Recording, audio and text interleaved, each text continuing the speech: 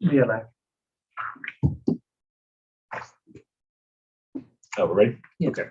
All right. I'm going to call the June 23rd Planning and Programming Committee meeting to order. Welcome, everyone. Good evening. Thanks for joining us. Important meeting tonight. Appreciate having you all here. Do you want to call a roll here, or do we need to acknowledge that we have Chair Wheeler participating virtually? Do we need to vote on that, or are we good? Yeah, we need to acknowledge that. Okay. All right. Who, if somebody is joining remotely. Okay. So we acknowledge Chair Wheeler. She's on remotely. Thanks for joining us, Chair Wheeler. All right. Glad to be here. The first action is the summary notes from the March 21st, 2022 meeting. Those notes are in your packet. Is there a motion to approve those notes? So moved. There's a motion. Is there a second? Second. Second. Any further discussion? Hearing none. All those in favor, please signify by saying aye. Aye. Aye.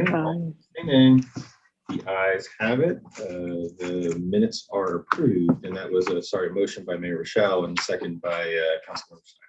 And I abstain. And you abstain. An abstention. Noting the abstention. All right. So we're now going to go to the review of the FY22-27 6-year program staff recommendations. I'm going to turn it over to Mr. Jasper to lead us through this discussion. Thank you very much. Just sound check for Mayor Rochelle. Can you hear me okay?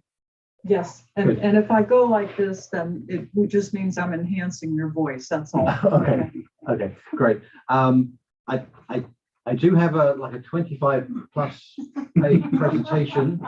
I do know we have two members here from also in the commission meeting. So is there a time limit you would kind of prefer I adhere to?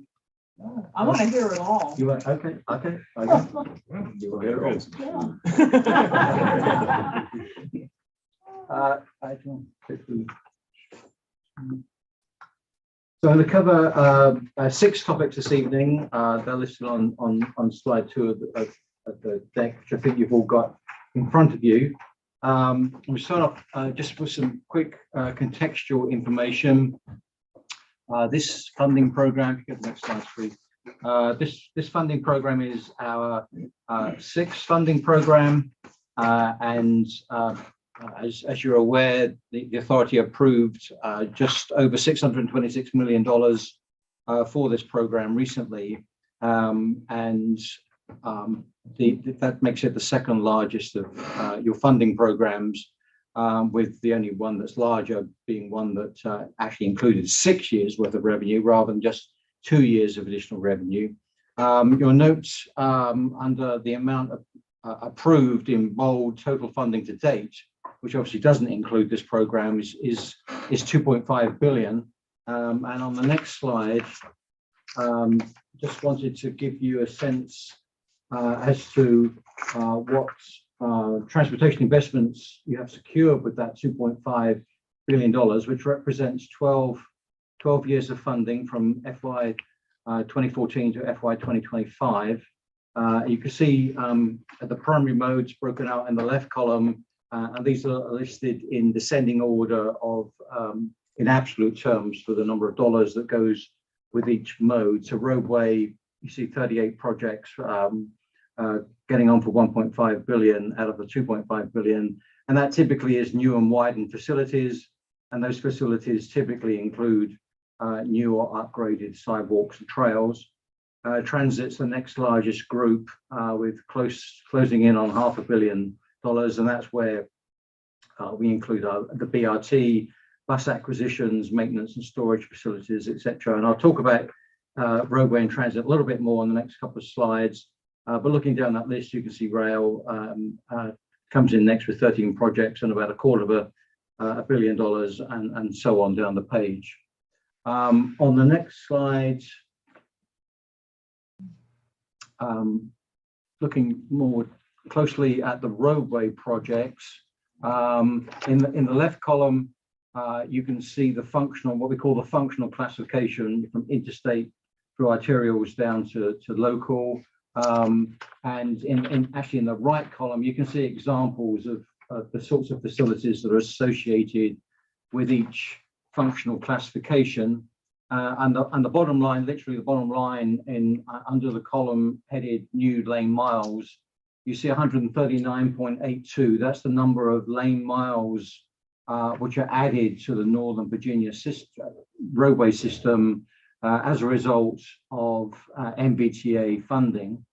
And a little bit further to the right, well, actually, before we go there, approximately 117 of those approximately 140 miles of new lane miles are associated with principal arterials and minor arterials. That's where the bulk of the roadway investments have gone using your regional revenues. And you'll see in towards the bottom right-hand corner, the number 3.27, that indicates 3.27% increase in Northern Virginia's lane miles as a result of MBTA's funding. And again, that's using 12 years of revenue. And as a reference point, during the period 2015 to 2025, the region has and will experience an increase in population of about 13% and an increase in jobs of about 16%. So obviously the percent of lane miles added is lower than that, and I think that in part reflects the multimodal nature of the investments that the authority makes to kind of help the region's transportation system advance to keep pace with the growth in population and jobs. Yes. So that was 3.27% increase over that period of time.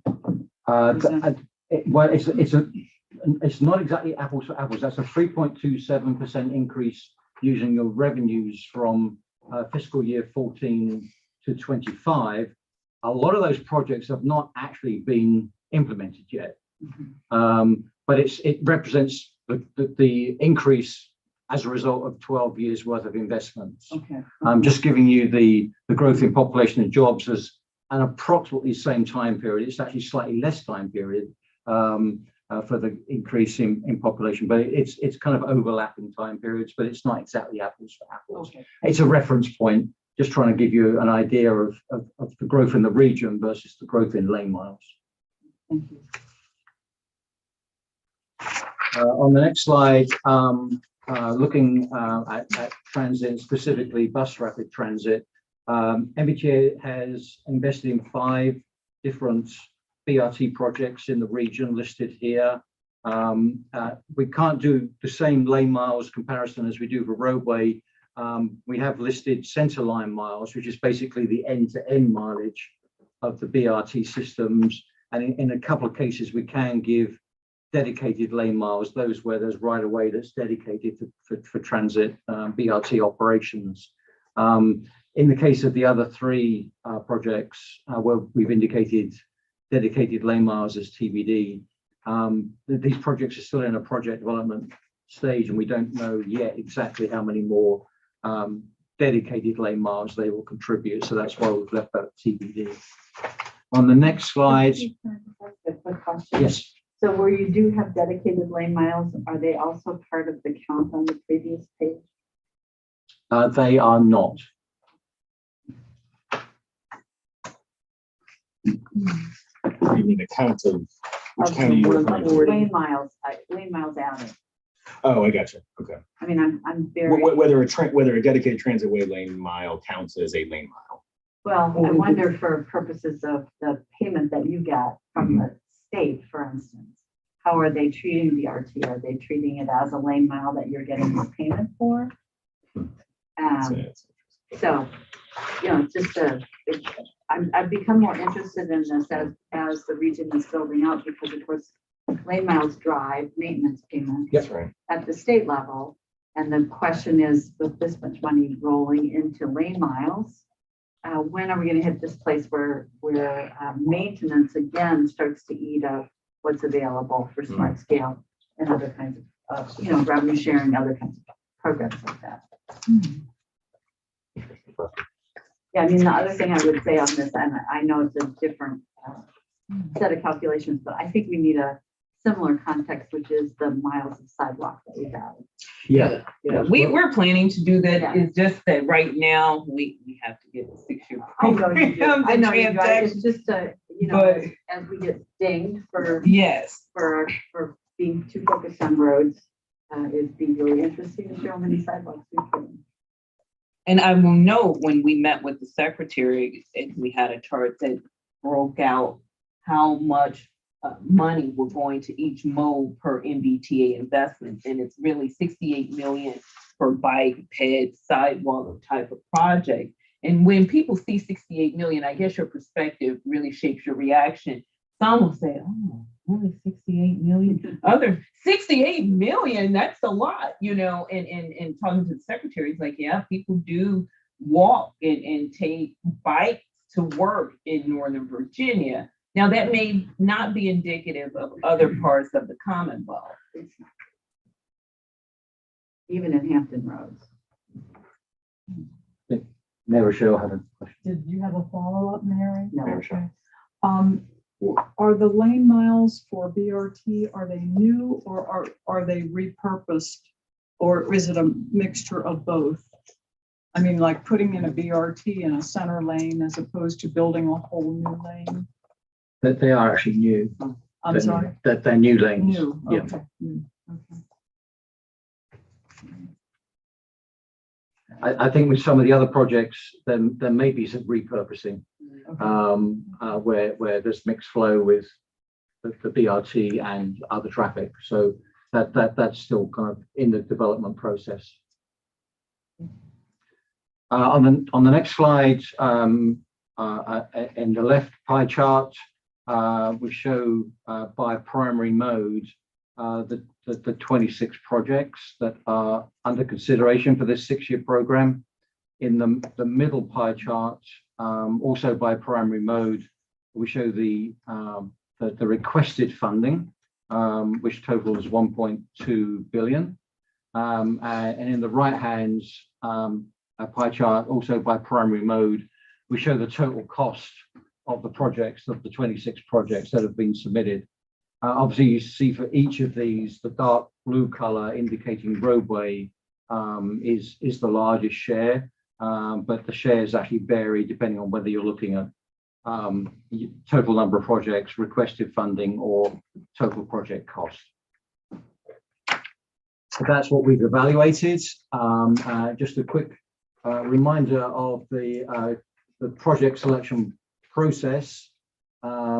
On this slide, I would just say the point we need to make frequently is that it's you, the applicants, who decide what to submit. MBTA does not determine what is submitted to us. Obviously, provided the project is in transaction in order to be compliant with the Code of Virginia, and we also require a governing body resolution with each project that's submitted for consideration. Obviously, we do adhere to all applicable Code of Virginia requirements. And I would say that we do not use a single factor or variable in our process. There are multiple variables that we consider, but we do rank the projects by congestion reduction relative to cost, which is also something which is that is required under the Code of Virginia. So that I guess places a little bit higher emphasis on congestion reduction relative to cost, but as you'll see, that is not the sole deciding factor on what we recommend. On the next slide, just to kind of drill down in a little bit more detail, then there are 4 components shown here: eligibility, quantitative, qualitative, and public comment. Eligibility, I've already mentioned transaction and the governing body resolution, and would also say that the project has to be located or substantially located in Northern Virginia. The qualitative analysis, the quantitative analysis, this is where we see the 3 things that kind of specifically relate to Code of Virginia requirements: congestion reduction relative to cost, the transaction project ratings, formerly known as HB 599 project ratings, and long-term benefit. And I'll talk about long-term benefit on the next slide. The next couple of slides. long-term benefit is something that has always been with us since the passage of HB 2313 in the year 2013. And this requires MBTA to ensure that over the long term, each member jurisdiction, that's the 9 member jurisdictions, the counties and the cities, receive a benefit that is approximately equal to the share of the regional revenues attributed to that locality. And that's really it as far as the Code of Virginia. Everything else is left to us to figure out the details. And we had first one at this in 2014 in establishing some principles, but in this funding cycle, we've actually taken that further and really got some actionable methodologies and come up with some findings and some recommendations based on long-term benefit.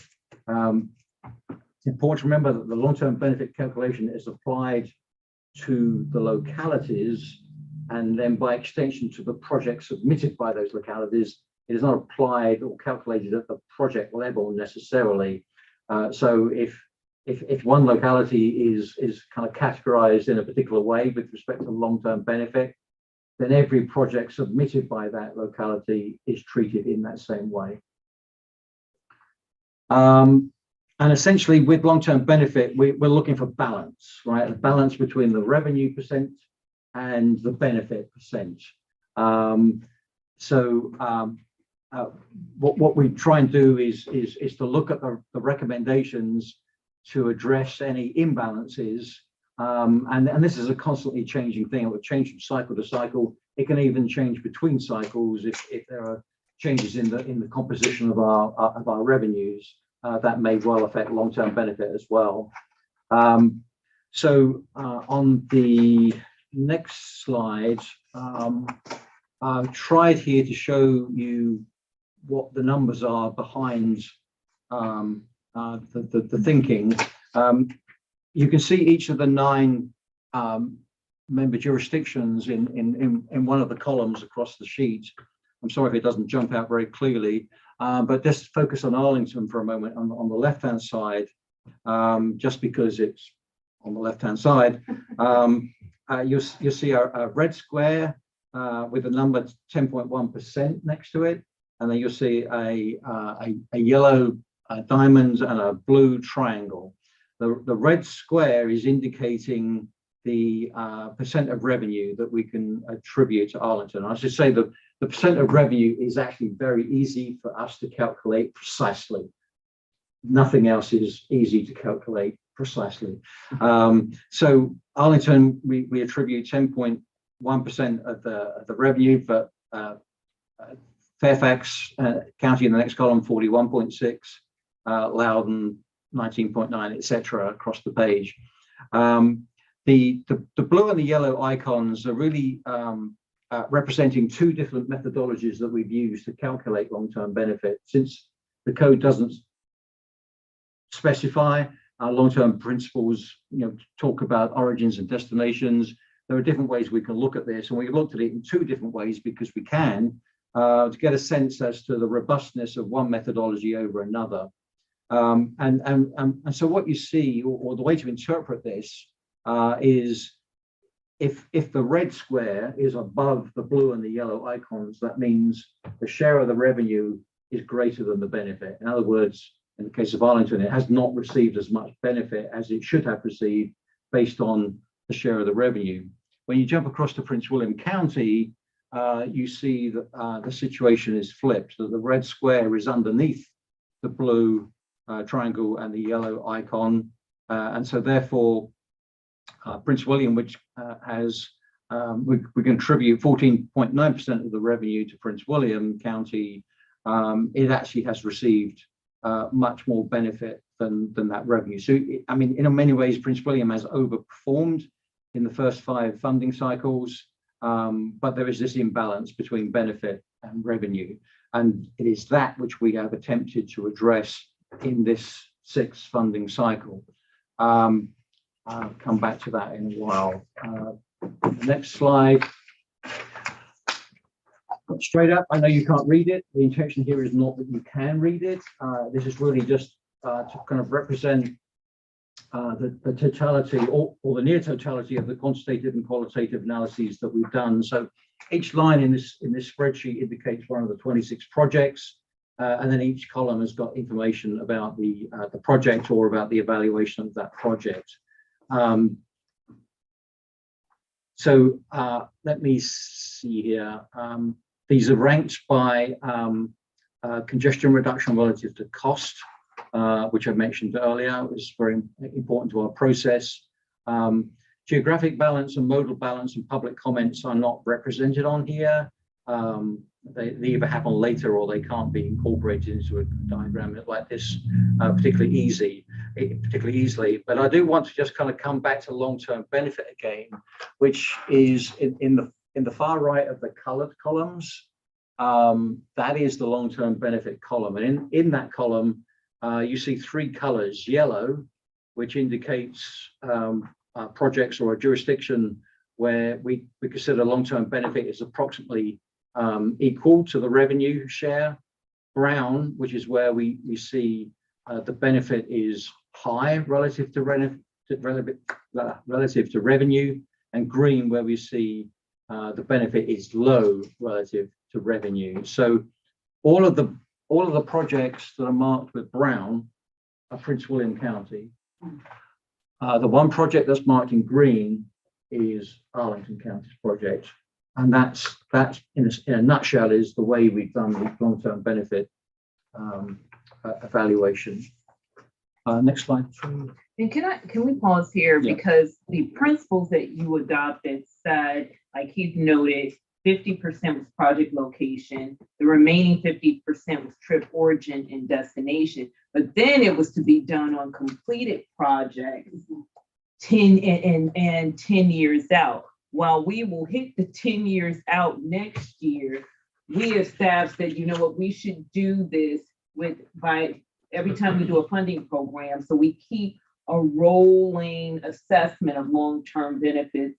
We don't just wait until projects are completed, because of the concern is the skew in trying to achieve long-term benefits would be so great. Some projects take a lot longer than other projects. If you have a bus purchase, you can get that more immediate than, let's say, Richmond Highway BRT.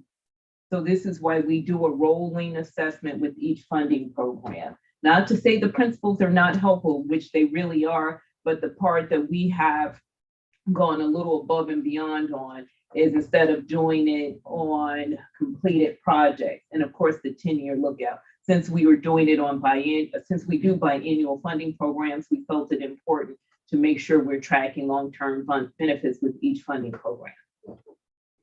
Yeah, thanks, Monica. And just kind of underline that we've looked at all projects here, regardless of the status of completion.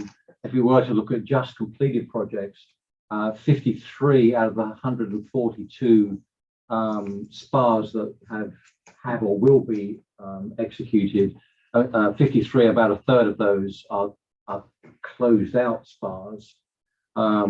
But of those closed out SPAs, they don't necessarily represent a completed project anyway, because we don't necessarily fund the project all the way to completion. So we've looked at all projects here, regardless of status.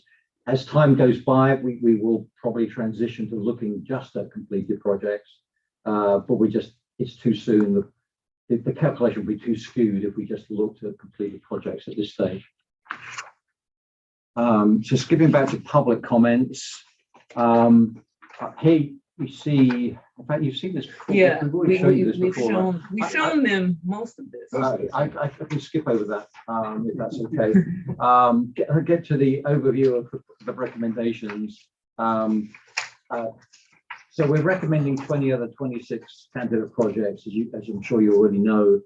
17 of these 20 projects are recommended for the full amount of requested funding, and the other 3 for a partial amount of the requested funding, which would be sufficient to cover the entirety of the preliminary engineering phase for the affected projects.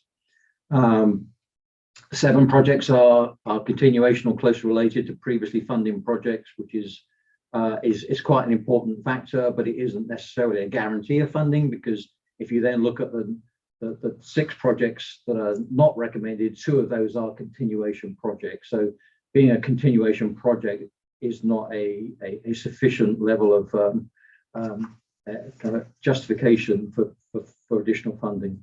We're also recommending that $1.4 million be unprogrammed. I can come back to that if you like. On the next slide, just looking at some geographic and modal topics here. The projects selected demonstrate a continued emphasis on roadway and BRT in the Route 1 corridor, continued emphasis on the Fairfax County Parkway corridor. With respect to transportation technology, the recommended projects include the first ITS, or Intelligent Transportation System, project deployment outside of Arlington and Alexandria, which has been the only place where we funded technology projects previously. That will be on the Route 7 corridor in Loudoun County. And these recommendations also demonstrate a continued commitment to the decarbonization of transit fleets. The projects are geographically and modally balanced. We are recommending projects for 8 out of the 9 applicants. The unlucky 9th applicant is the town of Leesburg. All the primary modes that were included in the requested amounts for the 26 projects, there was funding for all of those modes, which are roadway, transit, intersection, bike, pedestrian, and transportation technology. But of those, I would note that all of the transit, bike, pedestrian, and transportation technology projects are recommended for full funding. On the next slide, just taking a closer look at the modal balance. You can see the breakout by primary mode, requested and recommended amount, the relationship between the two, and in the right-hand column, the distribution of funding across the entire program. You'll also note in the row entitled N/A, that's the unprogrammed $1.4 million, which I would note represents 0.2% of the total amount being allocated. So it's 1.4 million, obviously a decent amount of money, but as a proportion of the whole, it is relatively small. On the next slide, looking at let me just say, I mean, obviously we had a lot of conversation over the last year about how we inform this plan with our climate goals. And I do note, and I'm thrilled that we're funding 100% of those transit, bike, ped, and transportation technology programs that were applied for. I guess the charge, I think, going forward is figuring out how we get more competition in those areas so that we're getting more applications in those areas across the region. Those are, I think, some of the work you guys are doing around the BRT and coordinating that across the region is a great step. I think we have more work to do to make sure that everyone is submitting good transit and bike ped and transportation technology projects. So just noting that.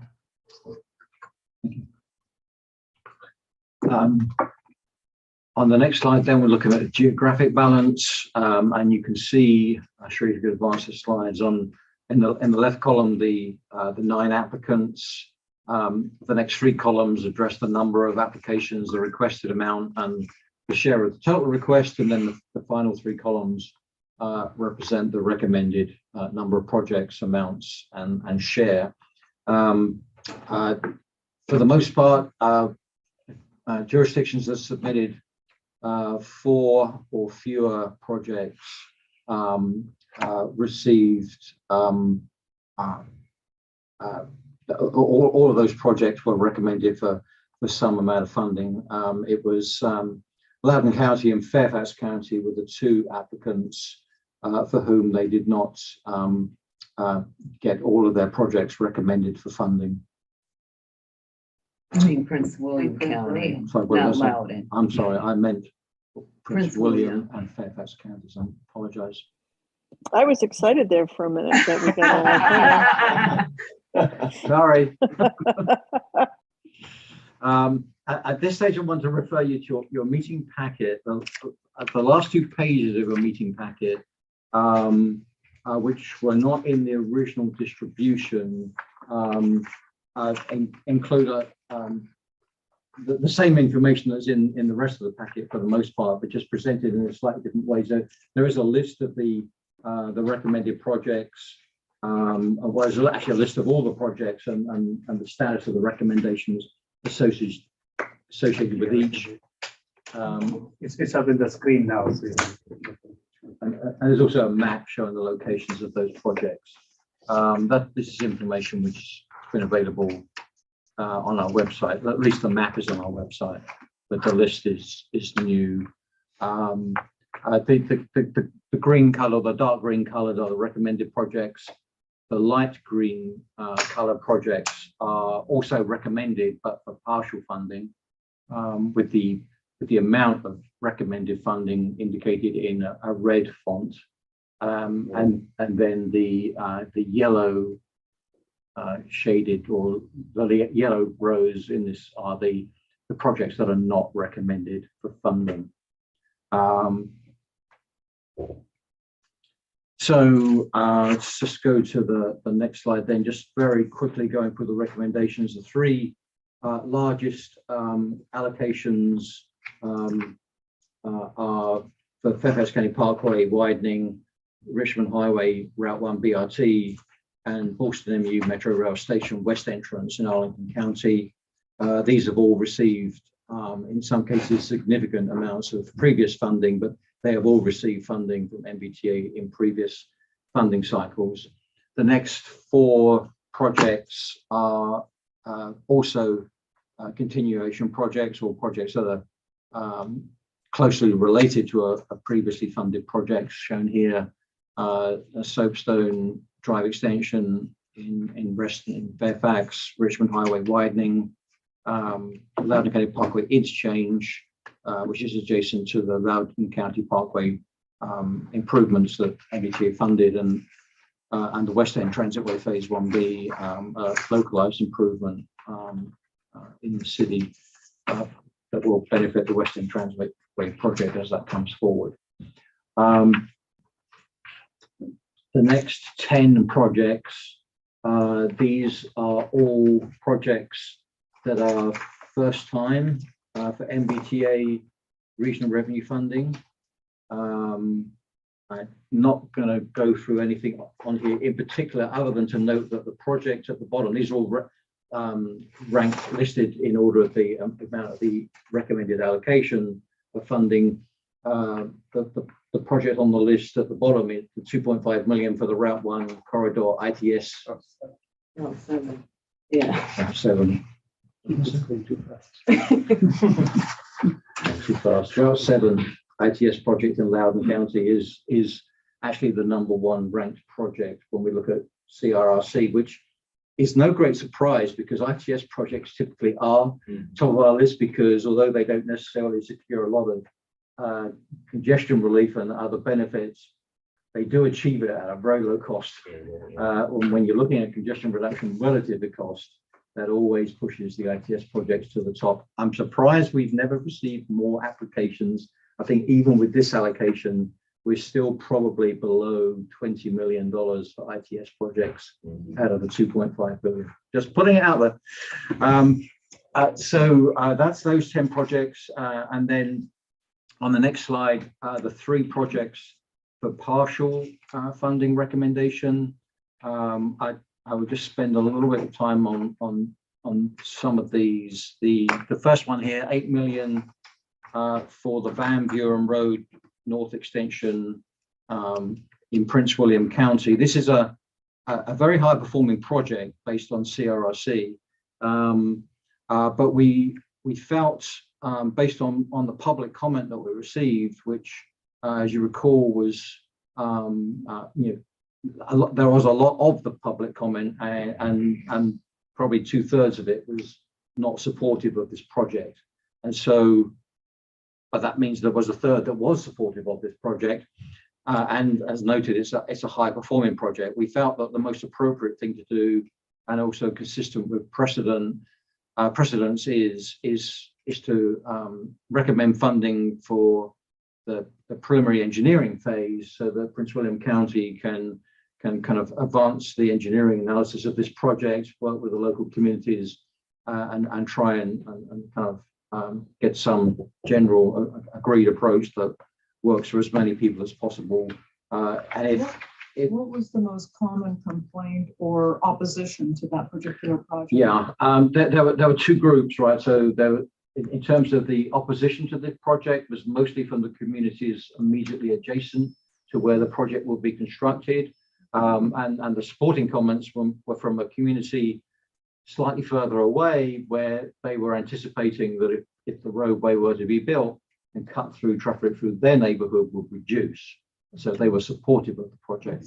There were some, most of the supportive comments, I think, were all local to the project.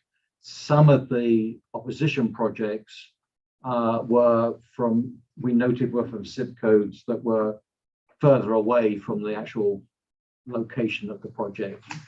So maybe there was a more kind of general opposition to the type of project as opposed to the specific project. All of the comments are actually on our website. If you're interested, we can provide a link to those, and we are encouraging member jurisdictions whose projects attracted particularly negative comments, that they take the opportunity to look and understand what those negative comments were and how they take them into account going forward. That's really up to them. We don't deploy the projects, and so it's really for the applicants to address the comments. So that's the first one.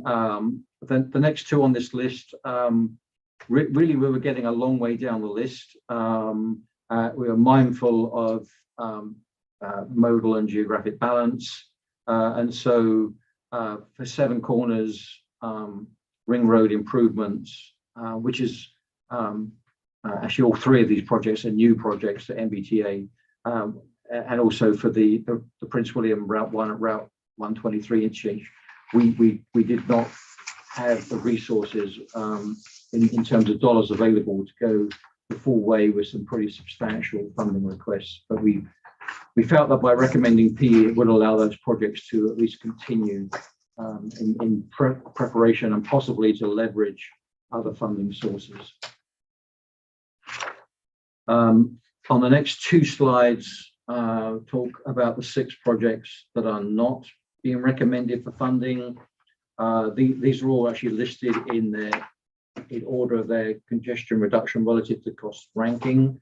So the first 3 of these projects are all in Prince William County. The first project is another very high performing project, the old Centerville Road widening project from the Fairfax County line to Route 28 in Prince William County. There was a couple of reasons why we did not recommend this project. The primary one being that while there is coordination between the Prince William County and Fairfax County about how these projects kind of meet, if the project is entirely in Prince William County, but it feeds a road which goes straight into Fairfax County, the counties obviously are aware and talk to each other about this, but we don't see the level of coordination is such that they're ready to move forward together on this project. Plus, this project has overlapping functionality with an adjacent MBTA funded project. When we do our evaluations, we look at each project in isolation of each other, and by looking at how it performs in a network which is comprised of essentially only projects which exist today or projects that are fully funded and will exist in 2045. In the case of the other project that we're funding that's adjacent to this, it's not fully funded, and so it wouldn't show up in this initial evaluation. We did a sensitivity test that took into account that adjacent project and found that the performance of this project did reduce, but it was still a high performing project. It still would be in like the top 10 projects, even taking into account the overlapping functionality that it had with the other project. But it's a $96 million request, and we felt there was just too much uncertainty to commit any MBTA funding to this project. Our recommendation is not to fund it. The next two projects are both projects that have essentially been included in the 2019 county bond referendum for funding. And so while that's not, I guess, fully committed funding in the way we look at these things, it's the closest thing next to fully committed funding. And so therefore, in our minds, it becomes kind of a supplanting issue. And so there's a local source for this project to be funded. We don't need to put MBTA funding on it as well. And there is precedent for this as well. In a previous funding cycle in Loudoun County, a project was recommended for an amount of funding. I can't remember the dollar amount. I think it was full funding. We subsequently learned that the county had received a federal The Tiger Grant. Tiger grant, thank you, for $25 million. And we said, okay, well, if you're going to spend that money on that project, we're going to take 25 million back off that project, allocate it somewhere else. So it's that sort of precedent that is in play here. For the next three projects, the first one of these again is in Prince William County, and this is the first project that we've recommended not be funded for reasons of long-term benefit. And it ranked 20. We are recommending projects lower than rank 20 on this list. I'll come back to that. The next projects, actually the next two projects, are ranked 21 and 23 out of 26. So they're a long way down the list. The Frontier Drive Extension project, actually these are both continuation projects as well. Frontier Drive Extension, 145 million is the largest single request in this cycle. It has received 27 million. The project is advancing, but that 25 of that 27 million is locked up in right of way, which can't be spent because the design is not far enough advanced, and there's no construction money. So we said we need to take a pause on this project. And similarly with the Leesburg project, a request for all of their right-of-way requirements. But the problem we have with this one, despite it being a continuation project, is there's no clear pathway to secure the construction funding. They need like $185 million to get this project across the line. So if we recommend 13 million on right away, we're just simply locking away 13 million that can't be used. So And I think they have applied for Smart Skill and some federal funding for the project. So we will see where they are when we do the call for projects next year. So next slide, Sri, just returning one more time to long-term benefit, just to kind of draw a line under this. The Ballston MU West Metro Rail Station entrance in Arlington is recommended for full funding. And despite being ranked 24 out of 26, clearly we have a problem, an imbalance, let's say, with long-term benefit in Arlington County. But in addition to the long-term benefit justification, this project also attracted a considerable amount of public support, and it also did perform strongly on our transaction project rating, coming in 8th, being ranked 8th out of 26, and also for reasons of modal and geographic balance. This is the only rail project in the funding packet this go around.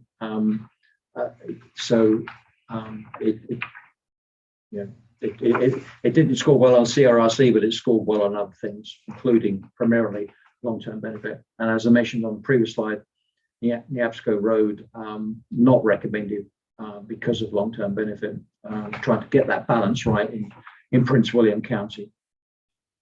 And just quickly returning to the two slides we had earlier, looking at roadway and transit projects. On this slide, the numbers in red indicate numbers that are different to the earlier slide.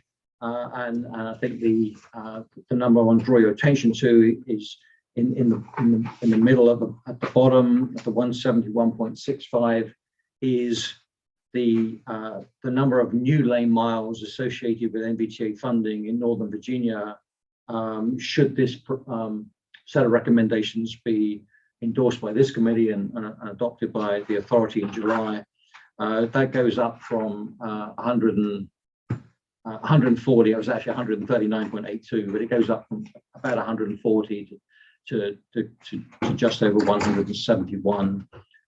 There's an additional 7 roadway projects that goes from 33 to 40.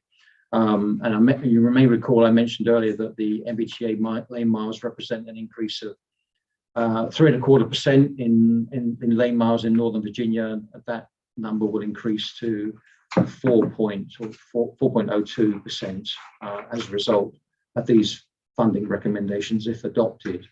And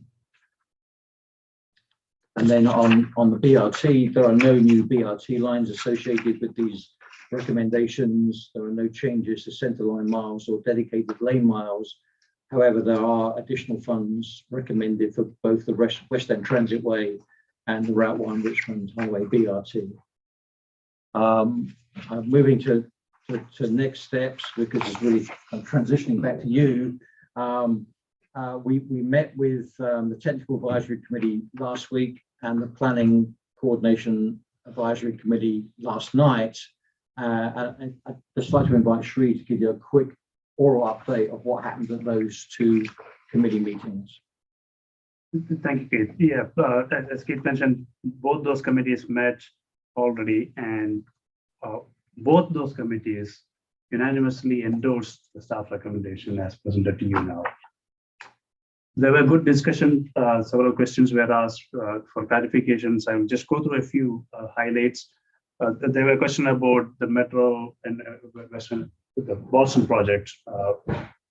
The question came in the context of, how are we funding a Metro project when NVTA funds were diverted for Metro in the past? So there was a discussion about capital investment versus state of good repair funding that was what happened in the past. So those discussions were happened.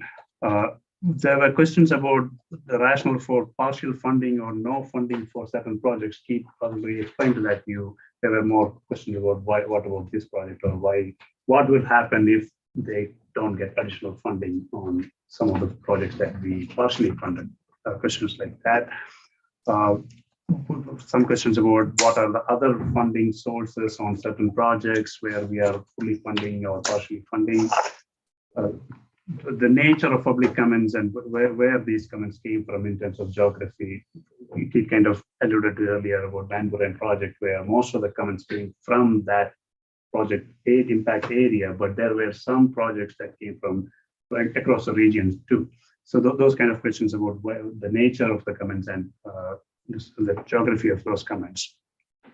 There were some additional questions about long-term benefit, more clarification, and the one question where some people had doubts was, why are we highlighting these roadway lane miles in this presentation when NVTA is funding all types of projects? It's multimodal in nature, so why are we highlighting? And you explained about there is a perception that NVTA funds road projects, or NVTA funds a lot of road projects. Only road projects. So this kind of explains that in the larger picture, the amount actually we have funded is much smaller. Those were the main discussion points in the both. This is again both committees together. So thanks, Sri. So your mission this evening is to consider the recommendations, to either endorse them, modify them in a way that you prefer. Whatever action you take tonight on recommendations after tonight, these cease to be the staff recommendations and they become the PPC recommendations to MBTA. We have a requirement for posting, which means that we will, probably as soon as tomorrow in reality, but we have until June 29th as a posting deadline, because that's about 15 days before the authority meeting. So we need to take that action in order to kind of follow the due process that we have. And so July 14th is the big night for adoption, hopefully. And then we have kind of thrown out an early warning to your staff that unlike in previous years, we're looking at the next call for projects in May of next year as opposed to July of next year, and finishing at the same time, sort of like 2 years from now. So we're putting an extra couple of months into the process to attempt to reduce some stress points along the way to make it a smoother process for us, your staff, the committees, and hopefully kind of actually be able to drill down and do more analysis along the way as well. So we know you all have your own process you go to decide what to submit.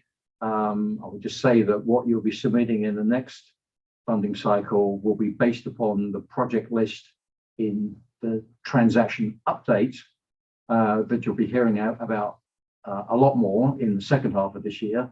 And hopefully that will be adopted by the end of this year. And when it is adopted, that becomes the new project list. So you can plan ahead to a certain extent, but until until transaction is adopted, none of us will know for sure which projects are actually going to be eligible in the next funding cycle, though we'll probably all have a good idea of what they will be. So that is it from staff. Over to you. Okay. Thank you for the presentation and the overview. So are there any additional questions of our staff? Additional questions on the recommendations? Okay, Mayor Richard. I move that we recommend the authority adopt the FY 2022 through 2027 6-year program as presented this evening. It has been a motion by Mayor Shaw. Second, is there any further discussion? Okay, hearing no further discussion, all those in favor, please signify by saying aye. Aye. Aye. The ayes have it. It is recommended to the board. Thank you all very much for all the work to get us to this place. I was kind of, when you said the 2 other committees were unanimous, I figured you're kind of try to be different here, right? Like, don't want to just fall in line automatically. I felt like that was peer pressure. We adjourned this meeting. That's right. All right, moving along. Transaction plan status update. Mr. Jasper back. Back to me. Chair Wilson, Yes. can I just say one thing? Yes. This is a marvelous presentation. There's a lot of information here that's all in one place. So I really appreciate this presentation. Thank you. Thank you. For the transaction plan, the status is you got a taste of the numbers through the authority work session recently. We're in the process now of drafting the plan document and finalizing the project list. And those 2 things together will form the public comment packet that we're putting together with a view to coming to the authority at the July meeting to seek approval for the dates of the public hearing and the public comment period for the draft transaction plan. We'll be bringing to you at your July meeting. We're looking at approximately August 1 for the start of public comment. We haven't kind of nailed that down exactly yet because we want to be sure that when we say a date, we can meet that date. But it should be within a day or 2 of August 1 if it's not August 1. I know that's the summer. We're going to continue public comment as deep into September as we can. And with a view to a public hearing on transaction in advance of your September authority meeting. So potentially another long evening for you that night, but we'll see. And with that, we'll be working through public comments and giving you a briefing on public comments, most likely at your October meeting. When I say you are, I'm talking about your authority, but we'll kind of match this up with the committee as well. And then we'll be looking for adoption by the end of the year. Adoption by what? The end of the year. End of the Thank year. Yeah, sure. So the thing, I mean, projects are the projects, right? And we've done our analysis and all of that, but the thing that to me is so different about how we're approaching this version of transaction is those three, the equity, sustainability, and safety lenses. And I'm curious what you all are thinking about how we're gonna bring those into, I mean, just to give a small example, you know, the whole thing about transit investments and bike and pet investments. Well, part of the safety of the region is actually about, I think, is partially dependent on how well we can improve how bus stops actually work. Mhm. And right now that's a jurisdictional responsibility, but if you want to improve accessibility, if you want to run buses with greater reliability, all of that gets down to what's that infrastructure that those people are waiting on and how does that interact with the bus? It's like a big idea in some senses. If the whole region moved at once on that, that would address a bunch of safety issues. It would address sustainability, and it would address equity. And so I keep wanting us to sort of think through where are those bigger ideas that have the potential to unlock access for people. Not that everybody has to put them in at once, but if we say these are big ideas, and if you put them in, we know they're gonna go through smoothly, that would be a real incentive for people to do that. In a funding cycle or two, we might be able to knock out a lot of the bus stop needs. Yes, I agree. I think that the big idea in this coming update transaction is going to be the recognition that a regional BRT system is what's missing right now. You know, we have thoughts about what can be done with metro rail extensions, obviously highways, certainly bike ped stuff as well. You know, when we talk about a regional BRT system, we aren't simply talking about, you know, routes and frequencies and stops, although they're an important part of that. When we say regional, we're looking across, you know, at a system approach. So, and bus stops will definitely be a part of that. I think when people hear regional BRT, they're thinking dedicated lane, less frequent stops. You know, I mean, I think they're thinking of it as a replacement for metro. And so maybe that's me, but I think a lot of people think of it as a higher level of bus that has, and so there's lots of bus stops out there that are never going to be on a BRT system, but that are important. So I mean, maybe it's just a terminology thing. I mean, maybe it is. I mean, I think we're taking a comprehensive approach to it, but I would also say, as has always been the case, MBTA can't do everything on its own. So, you know, working closely with staff, you know, we'll certainly share with your staff, jurisdiction staff.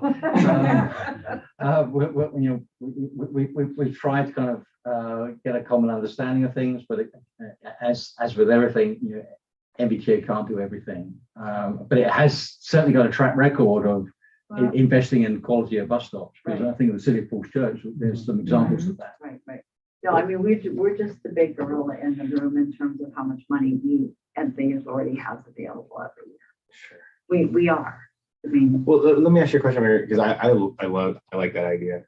But I guess the question is, are you suggesting that maybe NVTA tee up kind of a common approach to how we would handle all those requests, so that basically you can tell a jurisdiction, you know, if you're submitting a bus stop request, you know, this is how we evaluate a bus stop request across the region, and this is what the scoring would be. And this is how. And maybe, and again, I don't know how we're going to handle these three lenses. Just give me an example. But if your project can actually demonstrate that it, you know, resolves congestion, whether it be bus congestion or road congestion or walking congestion, and you're doing it in a way that addresses all three of those lenses, then maybe there's something in the scoring that, Yeah. yeah, I mean- I mean, I picked buses because it's kind of easy, but I think there must be some other big ideas. Yeah, no, for sure. I mean, one of the ways we'll be looking at this once we get through this 6-year program update cycle, and as we get through the transaction update cycle, but before the next 6-year program cycle starts, which I mentioned we're looking at a call in May. Yeah, there's a few months in there, not many, but I think one of the things we need to address is what we're going to do differently for the next 6-year program updates cycle. And one of the obvious areas where we could do something differently is when it comes to applications, we specifically ask the question to the applicants, what does your project do for safety? Well, actually, we already have a question for safety anyway, so that wouldn't be any different. But what does your project do for sustainability? What does your project do for equity? Yeah, how we score that, we need to think about. But certainly you can't score anything without the data Right. in the first place. So the first thing for us to do would be to ask that question. Right, and it maybe is, check the box and then other. It may be that, or it may be a That way statement. you can at least compare across. I mean, Yeah. we, on the TAP program that we just did this year, they added a question about equity emphasis areas. Where's, relative to where the program is located, that the project was located, but they did it in a way that was so imprecise as to be meaningless, because they didn't really think it through. So, if a jurisdiction had a low, was getting a higher percentage of state money for free and reduced lunch kids or their composite index score. So Prince William's index score is low compared to most of the rest of us. They just declared the whole county an equity area. Well, that was not a good solution, right? So, but I'm just thinking that there are some things we could do that would, it is up to the jurisdictions. I've sat in the jurisdiction seat, and it is about what people put in. But it's also, we have the opportunity to float above and say, here's some big things that really need to be attended to.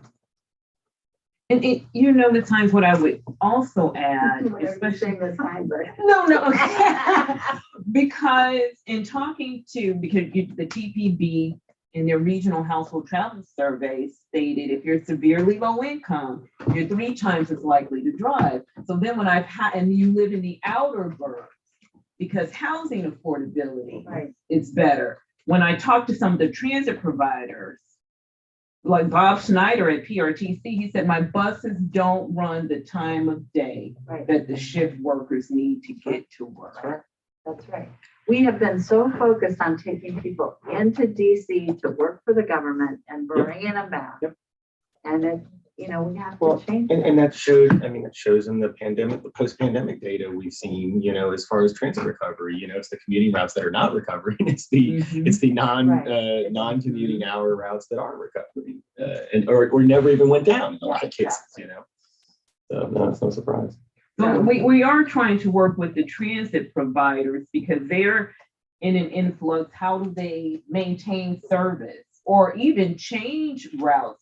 At the APTA conference where we presented, we had some transit providers. They said, well, we can't afford to increase routes, but we can take away some routes and put more routes in other areas that really need that kind of service. So we are thinking about things along those lines, but it is not, as Keith noted, it is going to take all of us. That's a huge lift. Equity is so important. And, if we can get out of General Assembly without more legislation, because we have all of these varying targets that we have to hit, congestion reduction, safety, and all, climate, all of these things, and then have a plan that is modally and regionally balanced.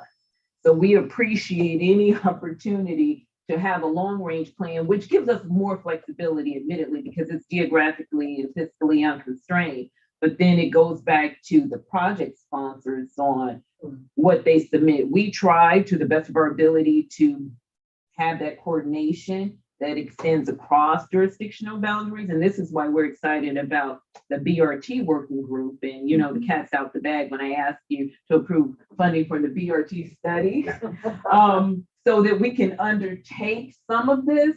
And that BRT study will go outside of the region because we want a seamless network. And you're absolutely right. Sometimes people think BRT, they think Richmond Highway, but what Alexandria is doing is not fixed guideway. Right. You know, and we're looking at signal preemption and things of that nature to really try to, number one, get people out of their cars. Well, I mean, the other reality, I think, is when you have a good bus stop, people will use it, and you've got proof of concept for higher volume. Because once people start riding, they tell their friends, we can drive that this works. And so you begin to build ridership before you actually get to the level that BRT, that you need to really support BRT. But our vision of BRT does not stop at big buses making trunk movements. I mean, we see it as an ecosystem almost. Equally important to the BRT system is in the long term is going to be smaller micromobility type vehicles that can fulfill that first mile, last mile service and integrate into a BRT system so that there's an end-to-end trip option which competes reasonably with driving alone. Because if we're going to reduce or reverse the dependence on driving alone, you've got to give people, I mean, Northern Virginians are screaming at us through our surveys, we don't want to drive, but we've got no choice. So what we're about more is the choice. You've got to provide the choice before you can change behavior. That's the way we're approaching it. I also think that the sustainability issue, I mean, in addition to providing people options to single occupancy vehicles, we need to move toward decarbonizing the single occupancy vehicles. So I know that's talked a lot about. We've heard that there's federal money people are going after, but I'm not sure we have a Northern Virginia approach to that, do we? Well, there's a federal and an emerging Commonwealth approach to that. I know the initial work that Commonwealth is doing is really focused on some tight deadlines from the federal government and some must-do things to unlock the revenue from the federal government in order to start building the electric vehicle infrastructure. But I think there's a phase 2 of that coming up, which, as I understand it, we'll move the dialogue beyond state agencies to hopefully regional and local, so that we can do what you say is start looking at this more narrow kind of view on what we need to do in Northern Virginia as opposed to just at the state level. I think working with the state, we could do a lot together, and I really hope the state approaches it that way. Well, and honestly, NVTA can apply for all of the discretionary grants. It does not have to be coordinated with the state. Our agency could apply. And so that maybe that's that's a conversation maybe worth having is, what is it that we really would like to do where federal money would help us do it? And then I don't know if it's the opposite end of the spectrum, but it's extremely difficult to get really low cost things like sidewalks and things like that. So somehow we need to find a way to unlock some of that. But that's suitable within activity areas and certain other areas. But I'm also acutely aware of the needs of Prince William and Loudoun, where you don't have the population densities to justify transit. So how do we meet their micro mobility needs as well as the needs inside the Beltway? So anyway, I think what we ought to do is, because this is so difficult, what we ought to do is think about the pieces we know. We want to pursue the electric charging infrastructure for public vehicles and for private vehicles. We know we want to do that. We know we want to work on bus stops. We know that a BRT is a key part of that. And then maybe that helps us like, okay, what else can we do to break up these three big things into chunks that we can like get our arms around? Maybe that's a different way to approach it. You got the big ideas up here. Well, let's start down here. Here's what we know we contribute.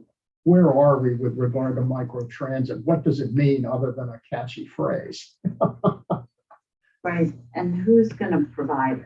Yeah. Because is it a private company? Is it, is it something that we create together that does that as opposed to a private company?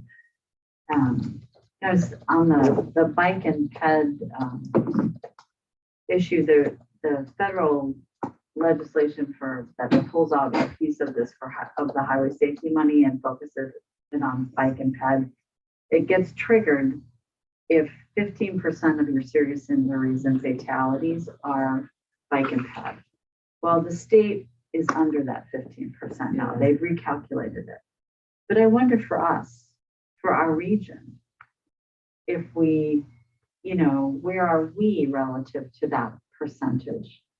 And if we were, significantly over it, could we say among ourselves, we're gonna set a little pot of money aside from our interest earnings or something, and that's gonna be to deal with the bike and ped fatality issue.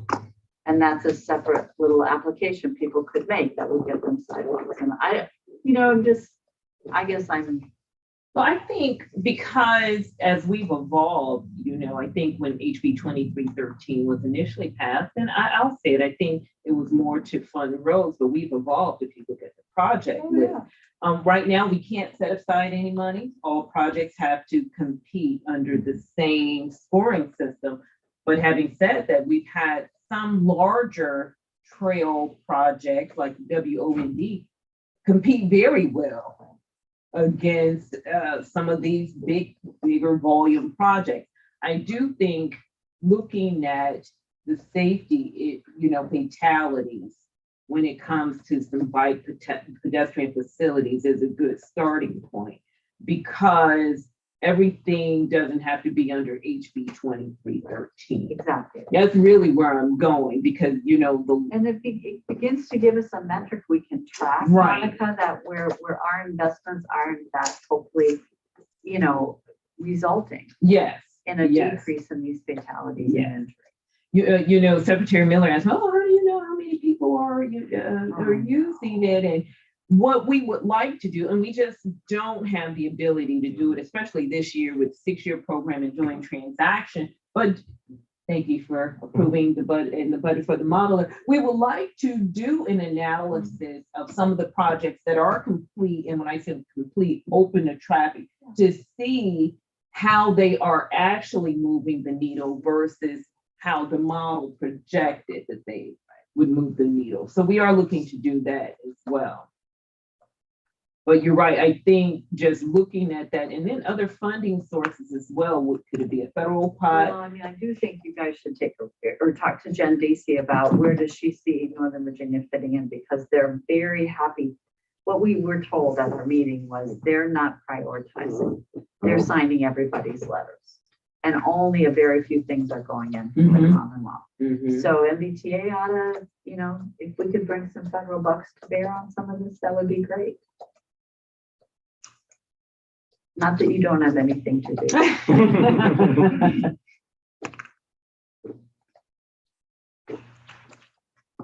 Okay. That was all I had on transaction. Okay. Any other questions for Mr. Jasper on transaction? Okay. On to Ms. Packman. Thank you, Mr. Chair. I would just reiterate, July 14th is the scheduled anticipated adoption of this funding program. We appreciate, because we know it's a lot of night meetings in addition to the regularly scheduled meetings. So we do appreciate your participation. The other thing I would note, because one thing we are really trying to do is making sure that the funds are spent. The monies are spent. Ask for what you need when you need it. And if you don't need it, communicate that you are using other monies or whatever is going on. so we can communicate it. Because that's pretty key. I know, like Ms. Hines stated earlier, people look at the authority and you have all of this money, but we always put in the audit, it's all programmed, except this 1.4 billion, excuse me, million that we would like to use to do the BRT study. So that is something that we are going to You'll get that study done. continue to BRT talk is about. everywhere. But I think that's all I have, but I do want to thank you for your leadership as we get to the tail end of transaction, talking about some of the bigger things we can do, and then just working with your localities on how we can do these things to the point that they make their way into an application. That's all I have, Mr. Chairman. Okay. Thank you, Ms. Beckman. Any other questions from Ms. Beckman? No other questions, just a No, but I comment. Oh, sorry, go ahead. Yep. No, but I just want to say that we really appreciate the work that staff does, the level of detail that you provide for all of us. This is amazing. I just second that. You thanked us, no, we need to thank you. So you guys did the real work. No, I share that. You guys did a great job in corralling a lot of disparate proposals and trying to make sense of it all and giving us criteria by which to evaluate. So we appreciate that. Okay. Any other questions or comments? All right. Then We don't have a next meeting scheduled, but we will send you dates so we can have another meeting. Now we will be shifting into transaction and we'll be sending out something. all right. Here, Wheeler, is the party still going on? Yeah, it's still outside my door. That's all right. Well, now you can join it.